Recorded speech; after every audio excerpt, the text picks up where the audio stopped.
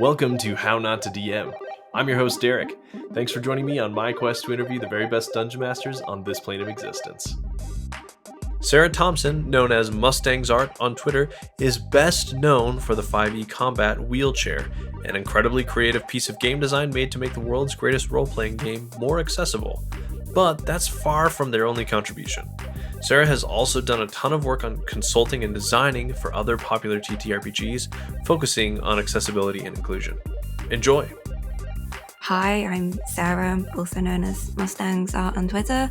I work advocating for better disability representation within tabletop games and have also dabbled in a couple of video games and comics and things like that. So pretty much my work is that. I've also done a few adventures and stuff writing for companies. And yeah, I pretty much do it freelance at the moment. Yeah, and we'll dig into all of the different projects you've worked on because there are many of them in a little bit. I'm really excited about that. So how did you get into tabletop role-playing games initially? I had a really bad experience playing D&D 4th edition in high school with a group of all boys, and I was the only femme person there. Played a female character, and my character was pretty much degraded to always being the damsel in distress. And I was like, this sucks. Like, this isn't fun. Is this what it's meant to be like? And everyone's like, yeah, that's like, what it's meant to be like. We save each other, except I was the only one ever being saved and never did any like heroics really. And I was like, yeah, no, this game sucks. I'm never playing it again. And it kind of really put me off for a while. And then when I got to sixth form, which in the UK is like your 2 years before you go to university. So I was about 17 at the time, and a partner at the time was like, hey, do you want to play D&D 5th edition? Because it's very easy to pick up. It focuses more on collaborative storytelling. It's fun. Me and my friends play it. I'm an experienced DM. And I was like, I don't know, really, because I was kind of tentative after the 4th edition experience. And they were like, oh, no, like, I'll run a one-shot for you, just you and me, and I'll DM and we'll just run it. And I did that with just a quick character I rolled up, and I really enjoyed it. And I was like, oh my God, this is like what it's meant to be like. And yeah, she was like, yeah, it's meant to be like that. Like, it's meant to be fun. Then I got into my first real campaign, which was Curse of Strahd, and kind of just fell in love with the game. Have you talked to a lot of people who've had that similar experience, or have you heard that same story a lot where people have a bad experience because of what the other players' expectations are based on the player's gender or the character's gender, stuff like that?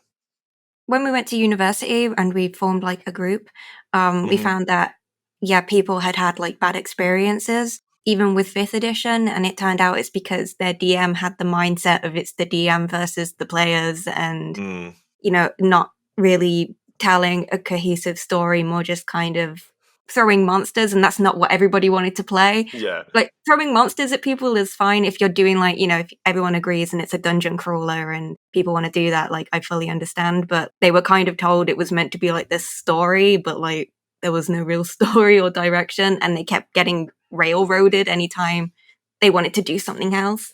So like our group kind of focused on like talking about what everybody wanted out of the session and building a whole campaign around that by using the pre-written campaigns with just a few different text flavors and, skin changes, basically.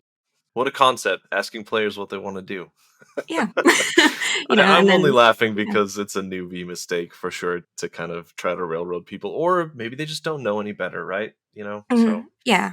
It can be a thing, you get kind of caught up in the story that you as the DM have in your head, and it can be frustrating when the characters are like, I'm going to go talk to this random NPC that like you've not bothered naming. Yes. And strike up a friendship, which can be, really startling, especially if I've found from a lot of my friends who first time DM'd, and they said it's kind of startling when that happens. They said like from watching podcasts, they kind of expect it to be like, Critical Role, which, people have this expectation of like, there's this grand story and all the players like, but you don't see what goes on behind the scenes where like, they discuss ideas and where the story's going next, which is how the podcast stays kind of cohesive. And Matthew Mercer's hours of prep, I'm sure. And anyway. Like, he's a master dungeon master, really. Like, no better really words for it. Yeah. So, Sara, have you ever run games for people? And if so, do you remember your first experience and kind of what that was like? My first experience, I DM'd with my university group. I DM'd Curse of Strahd because that's my favorite 5th edition module. Like, all of its problems aside, like, it's my favorite. I love Gothic horror, and I just, yeah, Strahd's such a fun antagonist to play as. It was a lot of fun, and I even had that experience of like, oh, but the story is meant to be going in this direction, but, you know, they got distracted by a random Vistani woman who like had a funny name, and they were like, yeah, we want to be friends with her because she's got like a cool name. And I'm like, okay, now I need to like piece together a random character and try and fit her into the story. So it was a lot of like learning that there are gonna be curveballs like that, and to not dodge them, but actually like catch them and then roll with it is like the best way. I found the DMing style that like I've heard it referred to as is the yes and, like, say yes to it and then build something wild off it because it's just meant to be silly and fun. And you come up with some really good roleplay moments when people are allowed to really be their character and like do something very impulsive that maybe wouldn't fit the story, but like you can work it in, and it comes up with like, you know, a lot of laughs, and it was fun. It was a good learning curve. Yeah, it does sound like it. And it sounds like you picked up on a lot of things quickly too. But I still have to ask, what do you feel like are some of the big mistakes you've made while running games? It could be from that particular game and it could be from games since then. But yeah, what are some things that you've kind of run into that other people could learn from? Basically, the kind of don't try and fight against what the players want to do, because that only ends up with railroading. And it's okay to like gently guide people back on track, which like you refer to as like herding cats most of the time. That's what D&D's like. And it can be difficult to do it, but you know, eventually if you go with that kind of yes and attitude, like you can kind of just roll everything back around anyway pretty quick.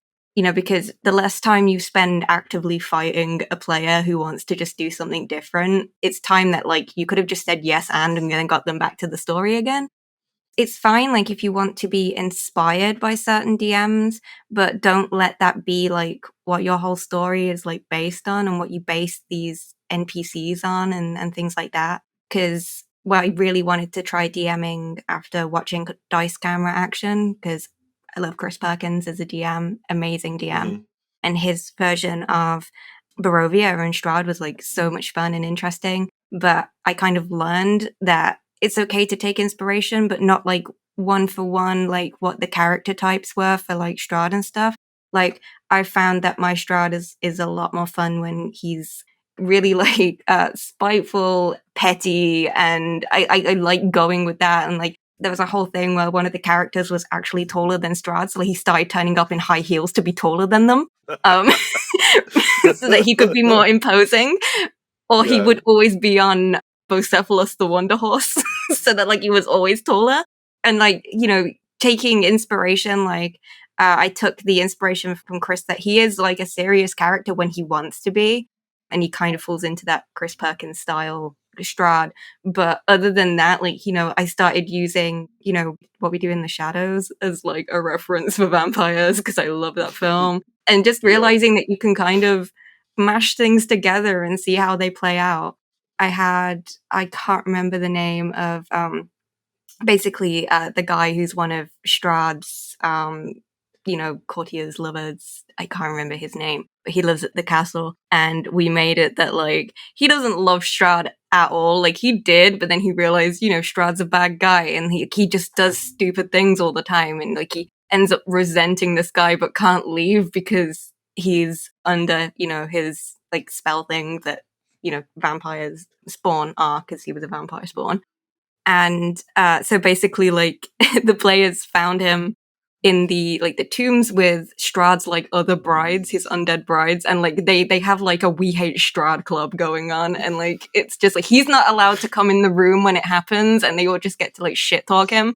And it ended up with the characters kind of bonding with that character, and eventually like he did like a kind of like full 180 and ended up betraying Strahd, like, and it was like this big like plot twist because like everyone was like, oh no, he's like Strahd's like support basically, even if he doesn't like him. And then he was like, no, like I'm gonna sacrifice myself to like make sure the party win, which was a lot of fun and was, very emotional for the players because they were like, oh no, he's dead. Like, super sad about it. What a story arc for a character that otherwise wouldn't have had that. Yeah, that's really funny. Other than that, do you have any other kind of memories of really fun or interesting stuff that's happened while you're playing games that everyone still remembers as really cool moments? It was my second character I'd ever played. His name is Salbuckthorn. He's a faun, and he lived his whole life in the Feywild and like crossed over to like the material plane. And he has like no idea what's going on. Like doesn't understand the customs, the laws, anything. But like he's there to have like a fun time. Yeah, he loves it. Yeah, like he's having a great time, and like everybody else in the party had like so much emotional baggage, and he was like the really like optimistic guy, even though he had some baggage himself. And yeah, he was a lot of fun. And there was a whole bit where it was the Storm King's Thunder that we were playing through. And there's a scene where you go in and it's meant to be this whole fight against fire giants and a couple of like the cloud giants and all of that. And my character, he had plus 12, I think, at that point in persuasion because he was a bard, very charismatic. He was a valor bard. It was the first time I played that. It was a lot of fun. And everyone was like preparing for a fight. And I was like, no, let my character speak. He's going to try and reason with these people. And he was the only person in the group that knew giant. And he kind of had learned from our interactions with past giants how afraid they were of like their own gods and everything. So like he basically talked them down by saying like, oh, your gods wouldn't want this. And like, do you want to end up like in like this purgatory, like kind of thing? And every giant except for one ended up stepping down. Like, I think I rolled like a nat 20, so it was like a 32 on the roll. But one of the giants just happened to resist it. And because she was like this character that was like very stoic, set in her ways, we ended up having to fight her to the death for honor. Because she was like, if you can beat me, then I'll allow you to like help the Fire Clan, basically. We were like, okay. And so we fought her to like the death in like a duel. And that was just like so cool because like that was the first time my character did this like really big thing and I got to be in the spotlight. Like our DM was good at putting everyone in the spotlight, but like that was like the moment that like shone for me. Like I was like, yes, this is just amazing. Like I really love D&D. And then in a FFG Star Wars game that I ran, I had it set during the Clone Wars, and the rule was nobody could play a Force sensitive. Everyone was playing a clone from a regiment. They went and like had all these bonds with like the young Padawan of like their Jedi general. They really bonded with this kid and it was great. And then the kid and them were sent out on a mission. And then I was like, oh, like one of you get a comm call. And they were like, oh, okay, accept. And I was like, the visage of Palpatine appears and says, I knew it. I knew you were going to do Order 66. Order 66.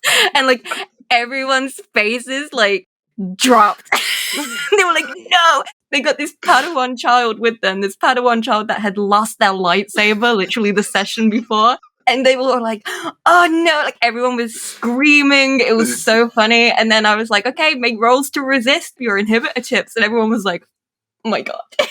And like they only had like 2 light side die left and there were 4 clone characters. And they were like, okay, like who of us is gonna get to use the light side dice to succeed this check? And then like 2 of them managed and like protected the Padawan, but had to kill the other 2. And like, yeah, it was just funny because I was sat there as the GM laughing, like trying to take it seriously because everyone was just screaming. It was absolute havoc. It was amazing. It's very dark, dramatic moment, and everyone's just everyone was just like yelling. Yeah, it was so good. That's so rude. And then afterwards, they were like, "I can't believe like you've traumatized us. Like we trusted you, and then you pulled Order 66 as the last session." And they were like, "Great, so like now we're all like miserable. 2 of our friends are dead. The Padawan is like traumatized. The other 2 clones are upset because they killed their friends." It was wild. Like, and I just remember that being like so much fun. Star Wars FFG is just a fun game. Like you can pretty much any time period, any kind of concept. Yeah. And like another one was we basically played a universe where some things changed. Like, some things were the same still. Like, Anakin was still a Jedi, but his master was Mace Windu instead. Qui-Gon still died. And Mace Windu only took Anakin on because Obi-Wan had trained him for like 2 years. And he was like, okay, you've kind of got training. We can't just abandon you to like go to the farming planet that they send kids who don't get to be Padawans to. So Anakin was still a Jedi at that point. And we kind of went from just at the end of Attack of the Clones, where on Geonosis, Anakin and Mace didn't fight Dooku. They fought Dooku and Obi-Wan because Obi-Wan fell and was a Sith apprentice under Dooku. Yeah, they were like, haha, this like fight will be easy. And it was extremely funny because Obi-Wan is like a master Force user in the dark side, but also has a completely defensive fighting style. I didn't make him change from Sorasu, and they were like, oh my god, he's impenetrable. So like, when we got to Clone Wars and they were playing, a couple were playing Jedi, a couple were playing clones, and the second that they saw him, they were like, nobody shoot at him because he will immediately parry and kill you. So that was a lot of fun as well. Like, he became this really like intimidating character to play, and it was just a very fun concept to play around with. I'm trying to see Ewan McGregor with like a sunken gray face, like Yeah. Sith-like, you know. It's a weird picture. He had like all these Sith tattoos down his arms. Sith tattoos, nice. Yeah, I took inspiration from Battlefront 2, the new one, obviously. It had cut DLC, but the DLC was literally just like, what if everything was the opposite? So like, Obi-Wan was a Sith Lord, and the design from the art book is just chef's kiss. I'll have to check it out. Really loved it, and like, his lightsaber was really cool in it as well. And I was like, I'm so sad we didn't get that DLC because it got cancelled. But seeing that, I was like, okay, this is a concept that I think would be really fun. And his name was Darth Savidicus, which in Latin means silver tongue, so it was a play on the negotiator. And he was very, very good at manipulating people. Like, he rarely fought, but when he did, like, it made an impression. Like, he would give you like one chance, and if you didn't like submit, basically, like, he would just tear everything asunder and just would do that, you know? It was a lot of fun to like play that character and, you know, see people be scared of Obi-Wan Kenobi. Like, I think that's just really funny. Like, a fun concept. Really, it's such a good concept. And they ended up with, because like Maul came back, we did like that arc from the show, and Maul came back, and our group like talked him into joining them, not as like a light side user, but kind of like a dark Jedi, basically. And he was like, hell yeah, because I want to kill Obi-Wan Kenobi for ruining my shot with Palpatine, basically. Yeah, so that was a lot of fun as well. So like, they got to team up with him from time to time while he was out, you know, looking for Kenobi, and like, they kind of crossed paths every now and then. It just kind of goes to show that like, Star Wars is kind of, I guess, limitless in like the possibilities you can play around with. It was a lot of fun to just kind of do that and like see players be afraid of characters that were once good and be nice to characters that were once evil. Yeah, like, Darth Maul ended up having like a great like friendship with like the Mandalorian bounty hunter that joined the team. He was like, yeah, we're best friends now. And he still ended up like taking control of Mandalore because of it. Like, they bonded, and then we're like, yeah, we're gonna go like take over Mandalore and be like pirates. Because why not? So that was just like a lot of fun, and it's one of like the favorite games that I run. We kind of didn't run it as like this big overarching story. We did like how the Clone Wars show did it, with like a one-shot different story each time, but they all connect to one big piece at the end of it. Yeah, that's cool. So you mentioned Matt Mercer, Chris Perkins. Any other particular DMs that you really look up to or have kind of taken parts of their style as your own style just because you enjoy it so much? It depends really on the game. Like for Star Wars, for example, like the show that Jesse Cox has on his channel, I watched that, and like, I took inspiration from like the kind of plot twists and things that they did, because they did an Order 66 plot twist, and I was like, that's such a good idea. I'm going to have my last session be that to really mess up the players. With Matt Mercer, the kind of inspiration I took from him is the yes and catching the curveballs and putting them into the story, rather than having them be separate and seen as restrictive. the McElroy brothers as well, like in terms of improv, like how they can really just like start a weird conversation and have like these weirdly named NPCs that were like named as a joke kind of be like these really emotional characters with like full backstory, like Barry Blue Jeans. Like, that's extremely funny. And the fact that like Garfield is like a shopkeeper in the universe, I love that. I think that's just really fun. And with Chris Perkins, I like take the inspiration of using a player's backstory to immerse them into the story that you are telling, like have these connections be made so that characters are invested and want to keep the plot going forward rather than seeing multiple branching paths and just arguing amongst themselves which one they want to go to.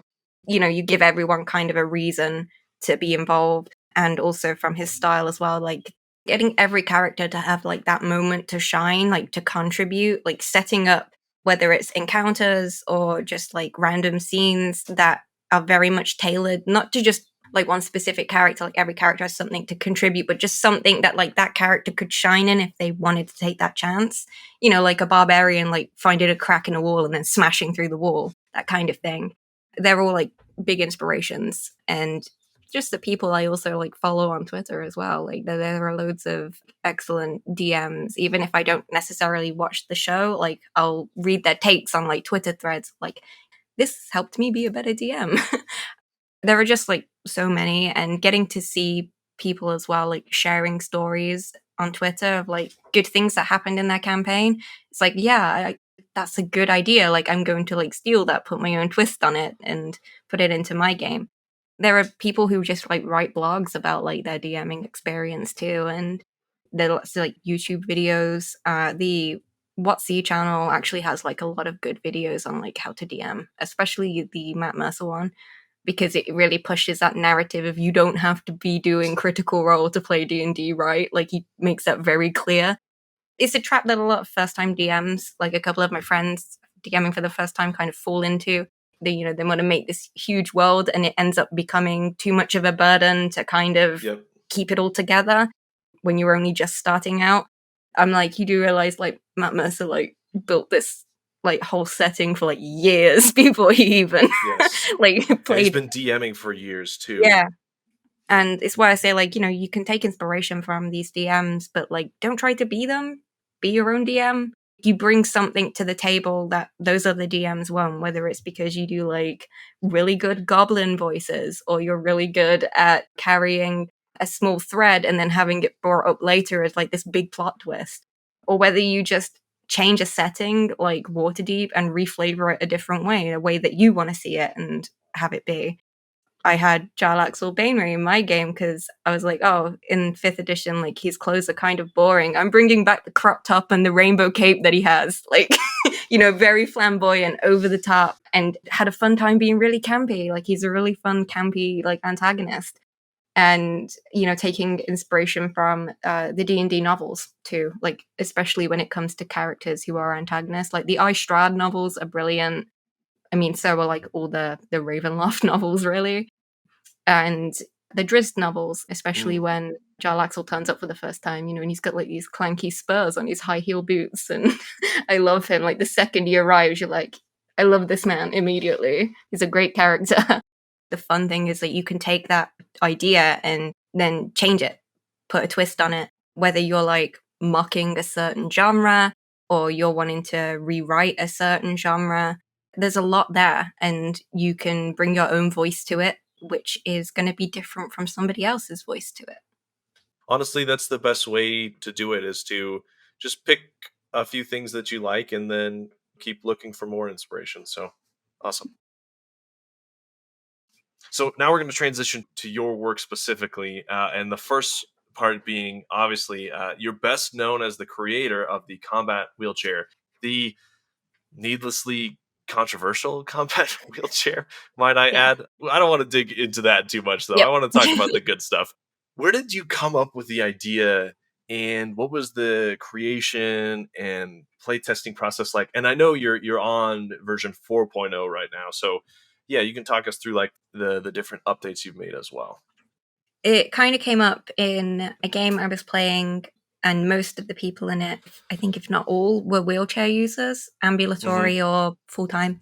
one of the players was like, it'd be just really cool if you could just play a character in a wheelchair, but like a wheelchair that's actually designed to withstand combat rather than just like, a crappy little hospital chair, which is the only thing that D&D had at that point. I was like, oh yeah, like that would be pretty cool. And I was like, yeah, I can think of like 3 actions it could take, like ram, crush, and tire strike, which are still in the core rules today. And that was like the first pretty much iteration of it. Like in personal games, it was just 3 actions that you could take. And then as we played, it was like, okay, what about stairs? What about climbing? What about fighting styles? Things like that. And it's things that I've learned from researching on Paralympic sports, things like murder ball, which is so intense, wheelchair archery, wheelchair fencing. There's even wheelchair swimming and climbing, like rock climbing, which is just incredible to see, like the upper core strength that you need to be able to pull, yourself and a chair up is impressive. It kind of came about in my last year of university. So like I was studying for finals and writing my papers and everything. And that idea struck you. Oh no.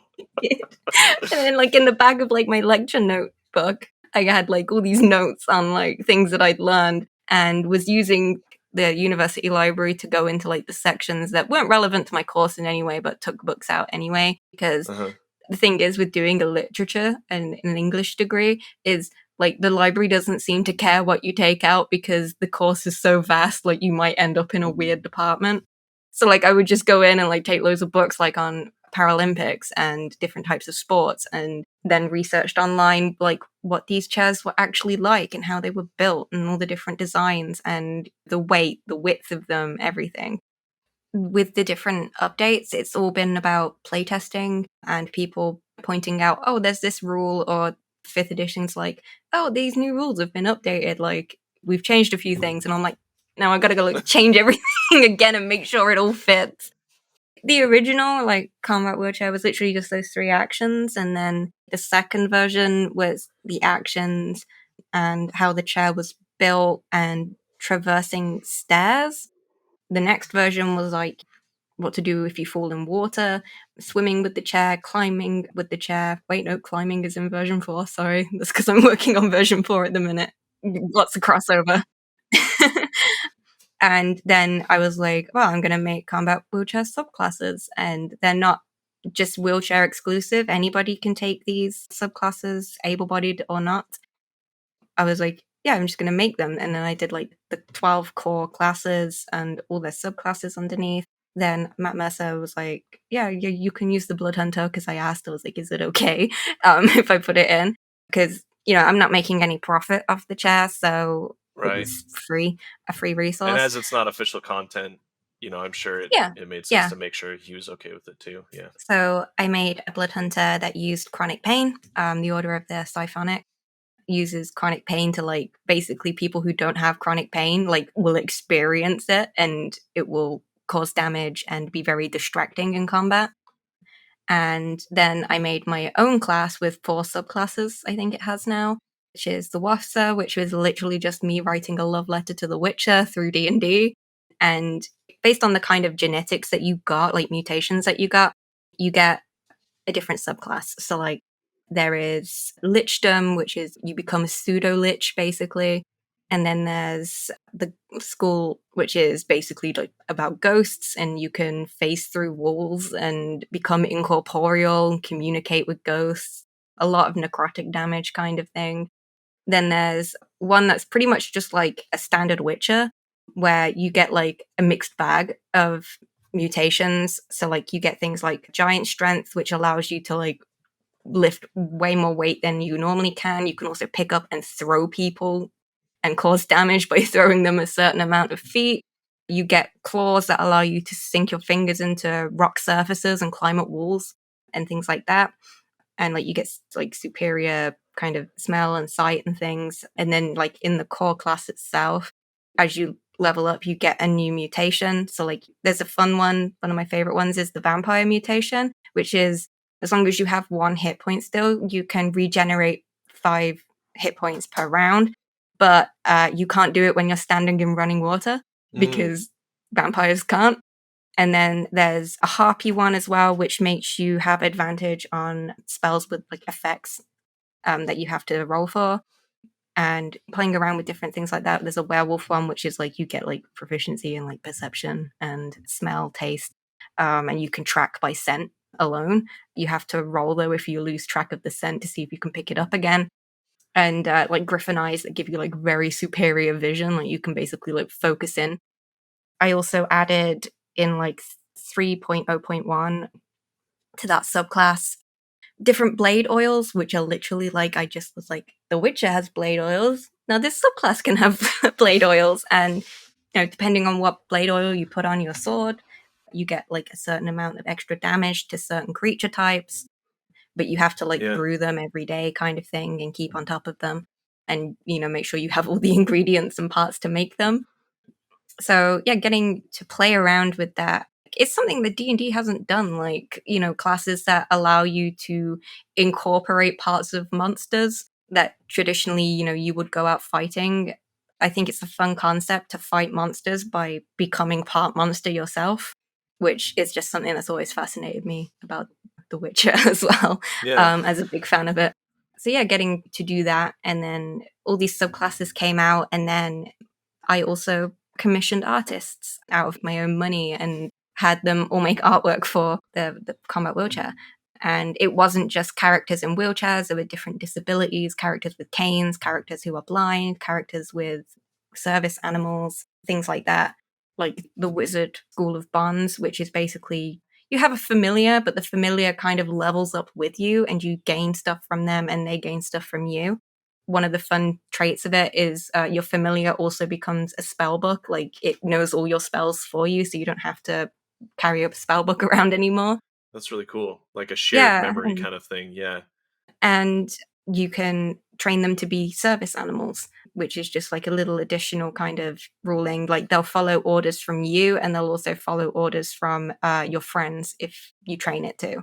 So you can tell it to like do certain things, like even if it's something as small as open the door or like turn off the light or fetch something for you, they can do that as like part of an action. And yeah, it was really fun to like play around with these concepts and incorporate disability into it and how it would work and how it would affect certain rules. And it's just been a blast, like, and getting to write the upgrades catalog, which I'm currently updating in version 4. There's like 20 new upgrades coming in version 4. And some of them allow you to make the wheelchair become magnetic, so you can pull all of the enemy's weapons towards you and then fire them back out like ammunition. That's pretty cool. Yeah, just loads of fun things like that. And it's been great, like just adding stuff and just going kind of wild with it. And yeah, it's still like in the kind of playtest version, everything's still being checked to make sure it's balanced, or at least as balanced as it can be with the current rulings. And it's just been a load of fun. Like I made a tweet about it the other day where I was like, I really don't regret ever making the combat wheelchair. It's something that like, it's always fun to come back to. Because I'm like, oh, I have this really fun new idea and I know other people are going to enjoy it and it's going to be fun. Yeah. One of the new upgrades that recently upset people on the internet was they found out that one of the upgrades allows you to negate the effects of the heat metal spell on the chair as long as your chair is made of metal. And it's only something that you can do once per day. It's limited. It kind of works like arcane absorption. And people were like, oh, but like, I want to do that. Like, I can't cast heat metal on the chair anymore. That's not fair. And I was like, it's kind of weird though that like you want to do it to a person's wheelchair. Why not do it to the armor that they're wearing or the weapon that they're holding in their hand? It says something about you that's upset you. And the odds that any of these people are actually playing in a game where there's someone using a combat wheelchair, I feel like is very slim anyways. Yeah, people just find reasons to be mad. Heat metal has a con save anyway. Like, everyone can resist it. What are you worried about?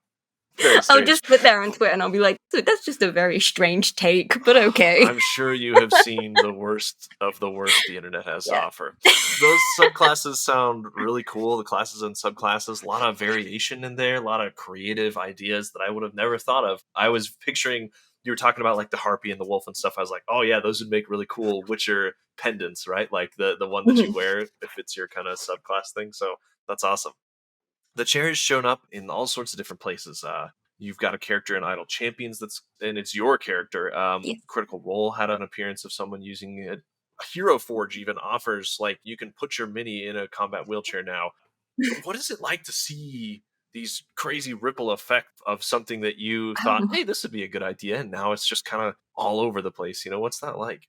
Every time people ask, I'm just like, it's wild, man. Like, I don't know how to explain it. Like, because it all kind of really kicked off, I would say, when I put it online and I was like, yeah, a few people will, I'm sure, like it and it will matter to them. And that's what I care about. I'm not posting it to, like, get clout or whatever. And then Matt Mercer retweeted it and was like, this is a really fun concept. Like, this is very cool. And I was like, okay, thank you, Matt Mercer. Kind of shocked. And then literally, I think it was like a day later or something, he followed me back on Twitter and I was like, you do you? Okay, like, thank you for following me. That's kind of surprising. Mm-hmm.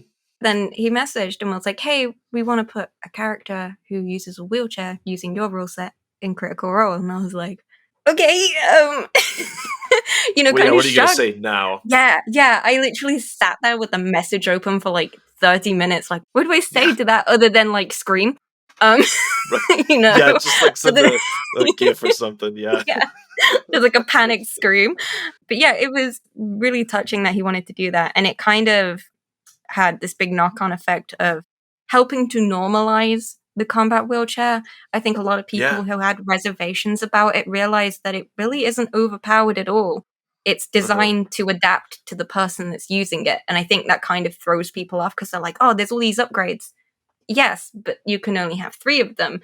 And you can only have certain ones because you can't have certain upgrades while you have others on because there's no room on the chair. Like, it's balanced. And getting to see people realize, oh, it's kind of more tailored to the user, which is what it's always meant to be about. Because I wanted to replicate that is very much a real thing for wheelchair users. We decorate them and change pieces of them to make them more comfortable and suited to what we do. So yeah, getting to see the kind of knock-on effect. Then Idle Champions reached out and were like, hey, we'd like to put a wheelchair using character in. Do you happen to have a character or would you like to make one with us? And I did happen to have a character, but I'd only played him a little bit in Waterdeep Dragon Heist.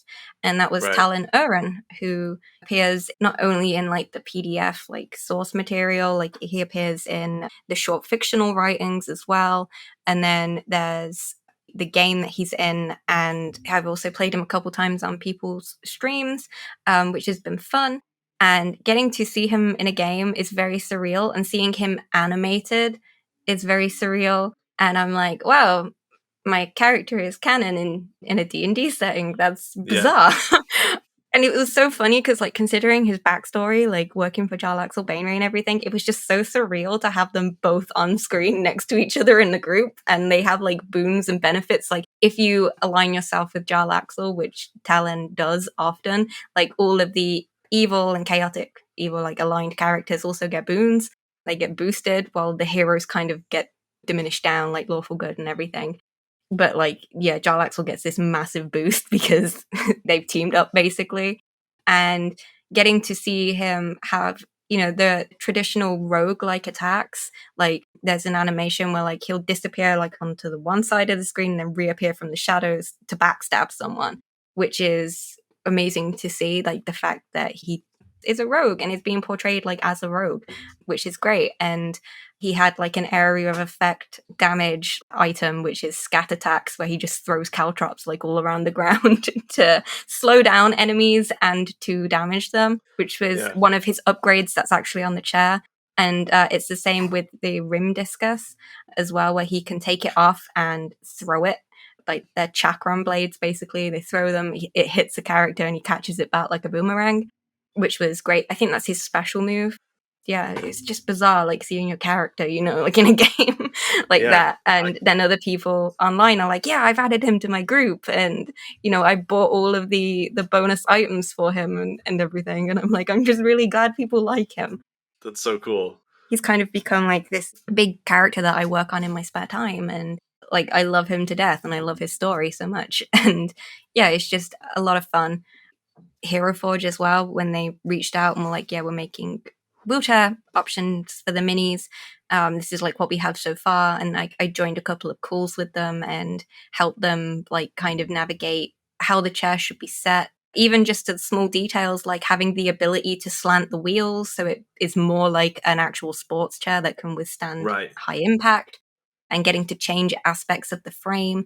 The fact that you can decorate it any color you want and add like studs and spikes and daggers on the wheels and things like that. It was a lot of fun. And the fact that then I went and made my own character, Talon, on it, and I ordered him and got him from Hero Forge. And yeah, he's just like a really cool little mini to have. Like, it's my character. He's like doing a little wheelie in his chair, and I love him. That's so cool. And it's so much fun. And you know, like they had the option as well that like you can adjust extra appendages like tails and things and wings so that they fit in the chair properly. There's also, it's so minor, but the option to remove the push handles and put them on and change them, different designs for them, different fabrics that you can have your chair made out of, and that you can even place like your familiar on your chair and things like that. Yeah, it's just been really wild, and like he's a prized possession on my shelf. Like I have him next to the other miniatures that Strata made. They now have one for like every class now for D&D, and each one's like a different ancestry, so you get to see like how the different like body shapes and sizes and extra appendages like all fit in the chair. It was never something I expected to take off in the way that it did, and the fact that it did, I'm very grateful for it, but it's at the same time like it can be like overwhelming and like, oh god, like yeah, you know, these people like my work. Yeah, and the fact that it's helped me in getting jobs at actual companies, like working for them, is really cool.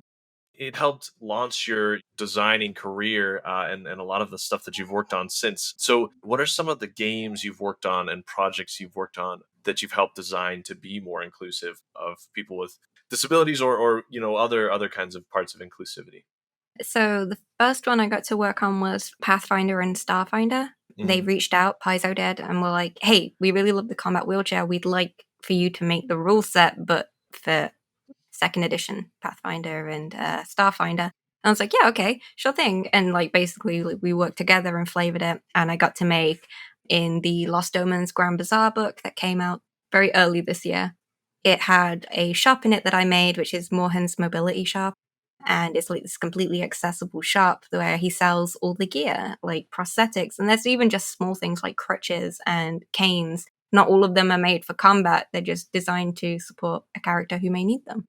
Even things like joint supports. And then we had like the more magical items. There were like reading rings, which for blind people can put the ring on their finger, run their finger like over the page, because Braille doesn't exist in the setting. So like it's basically like a reinterpretation of Braille where they can run their fingers over it and it will read it as long as it's in their language. And then there's like an upgraded version where it will read it in any language and translate it for you directly into the language that you know.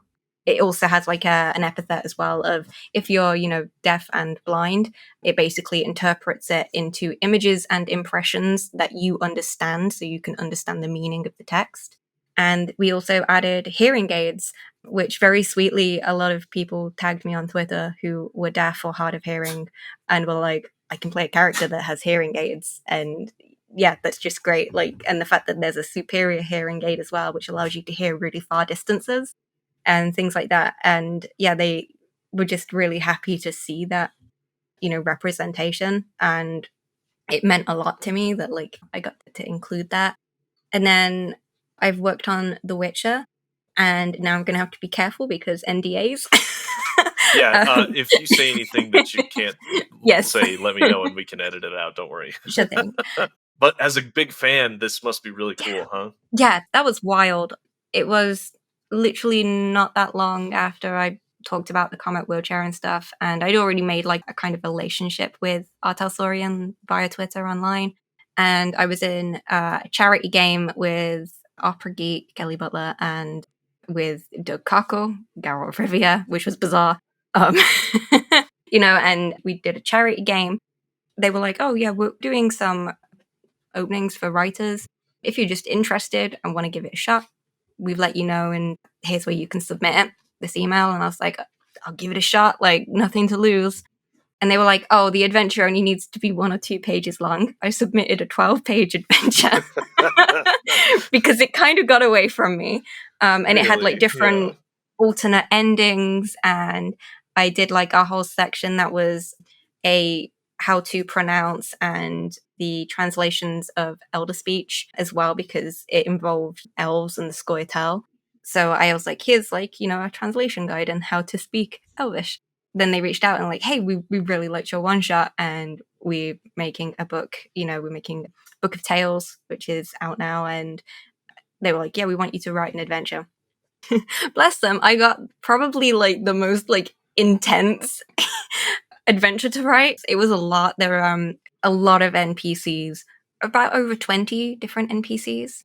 All of them have like, different character, like personalities and backstories, and it's a tournament style adventure. So like there are 3 different rounds, and each round like, builds up to like the big confrontation at the end. And then something that's become a bit typical of my writing style for The Witcher is one of many alternate endings that can happen depending on what the players choose.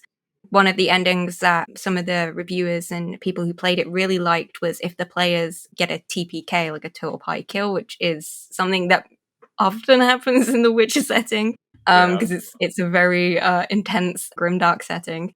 The GM gets to read out that all these rich people who were like betting on them and treating them like racing horses don't even remember their names, and they just have like a dinner conversation, and the conversation just moves on. And yeah, like it's like, yeah, no one will remember you because you didn't win, kind of thing. And people really like that. They were like, yeah, that feels like very witchery, like, that kind of like bad ending. Like in The Witcher 3, like, I mean, spoilers for a game that's been out for like 7 years now. But the bad ending for that, where Ciri dies and Geralt, kind of overcome with grief, goes to confront the 3 witches, the 3 hags, and dies doing so. It's very heavily implied that he dies. He kind of like, falls to his knees, head in his hands, and just, yeah, game over. People were like, yeah, it kind of reminded me of that. Like, you just die and then nobody like remembers you or can find your body. And like, because the kind of implied ending from The Witcher 3 in the bad ending is that Geralt just dies, and like nobody knows until somebody goes and looks for him eventually. Even then, they'd just be like, no witch has ever died in his bed. Oh well.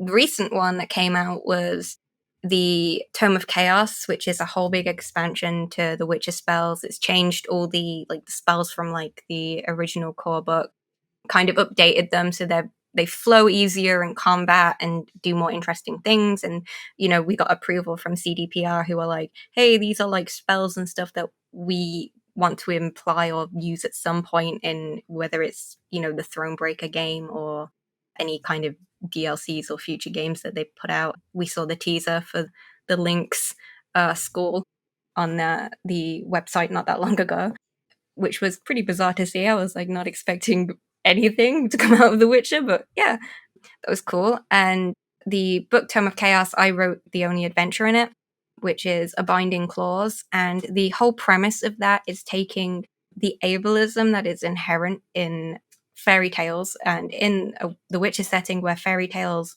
literally are history, they happened. Geralt talks about how Cinderella left a glass slipper behind because she got eaten by a monster, and like he's like, yeah, she died because the Witcher didn't save her. And I was like, okay, cool. Thanks for that, Geralt. Like he tells it to Ciri, and like Ciri's just like traumatized because she's like 10 at the time, and he just says it so casually. Getting to take that and put a twist on it where the parents who did it, they essentially swap their child who was born with disabilities for a different child because that child is perfect and disabled. And, it's implied that the other child died. And the point of the adventure is that the parents are never portrayed as sympathetic because of what they've done, which is usually a trope where like in fairy tales it's like, oh whoa, the parents, they didn't realize what they were getting into. And it's like, no, they knew what they were getting into and they did it anyway because they're selfish. Because in the story, especially the mother, she cares more about what everybody else thought of her, and she thought that having a disabled child would reflect badly on her, which is a mindset that you do see with ableism.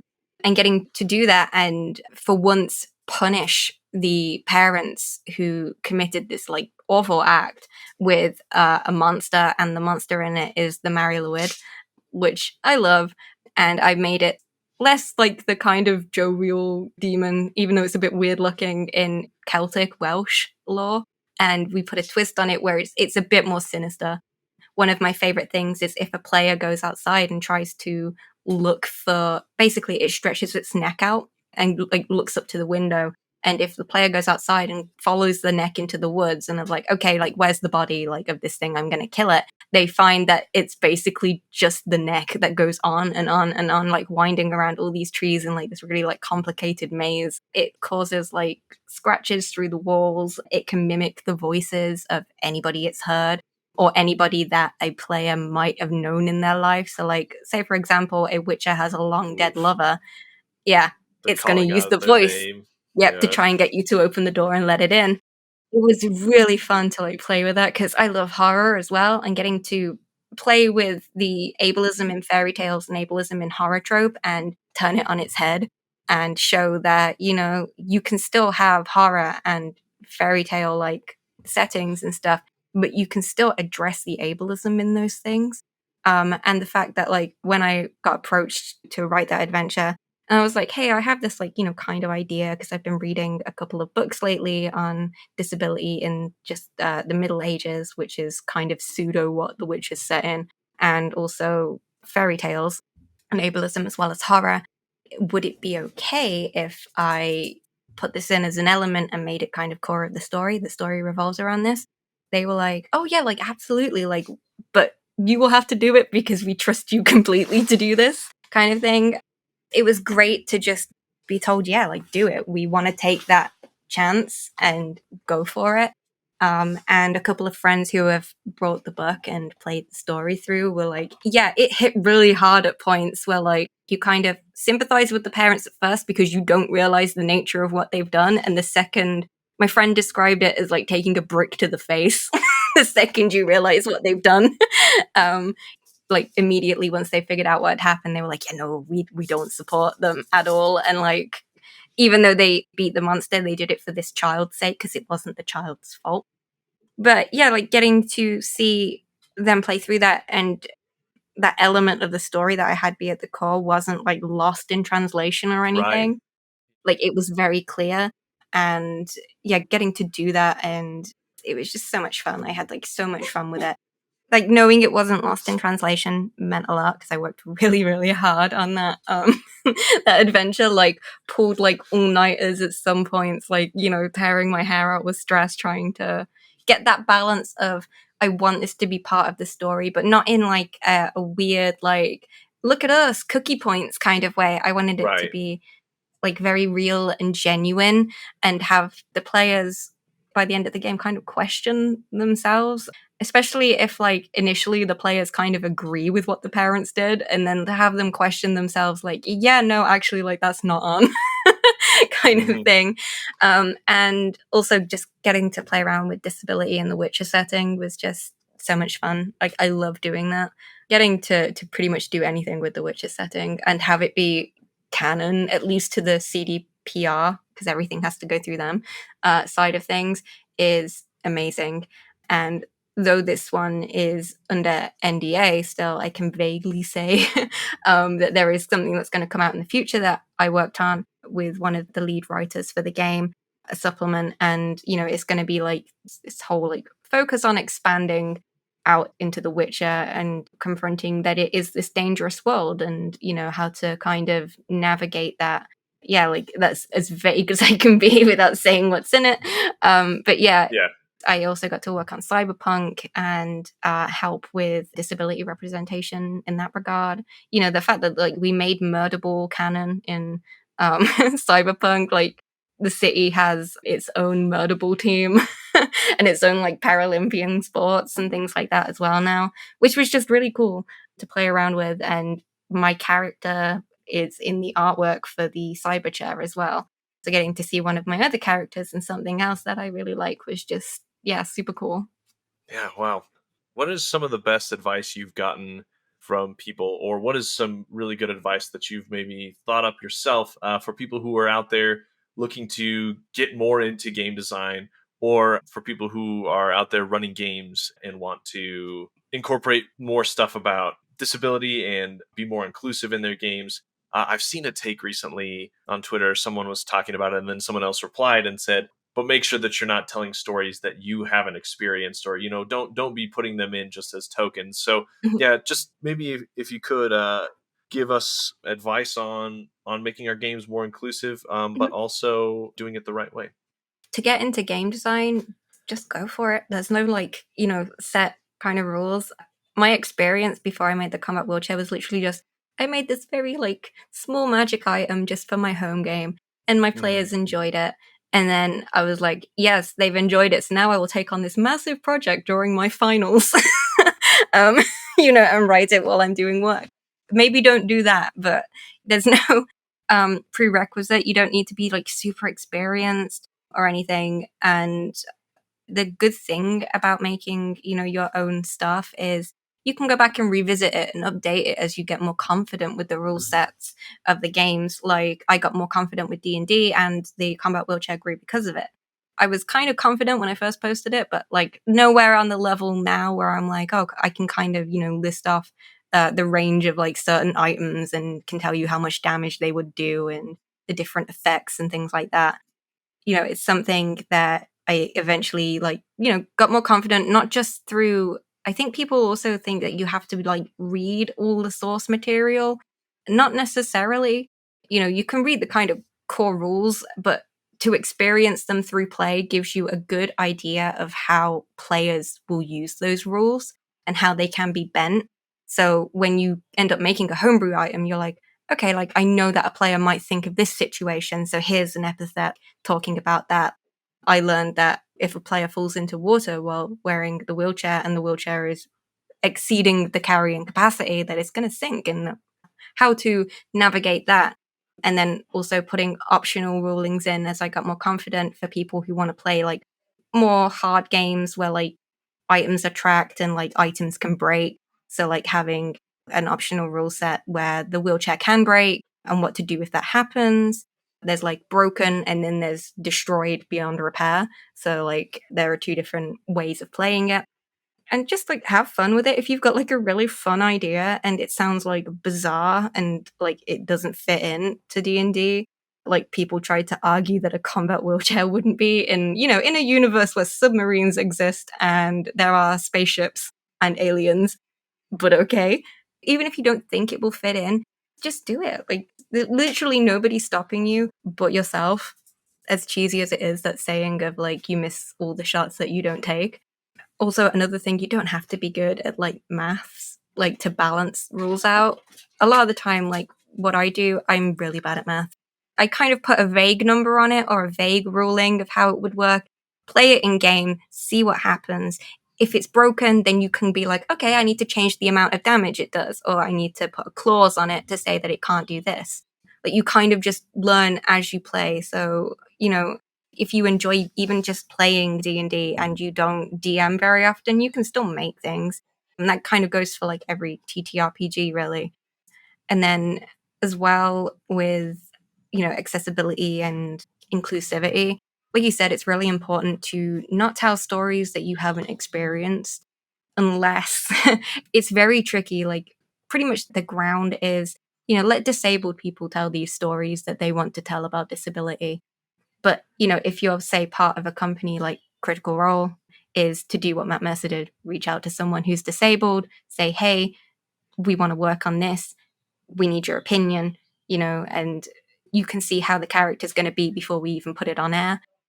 So, yeah, getting to see that and including their voices in it, if you're in that kind of situation, it's very important that you hire people who are disabled. There are so many of us out there who are happy to give our time to talk about experiences, to make sure that you're putting your best foot forward and not immediately slapping people with something very stereotypical that causes more damage than good.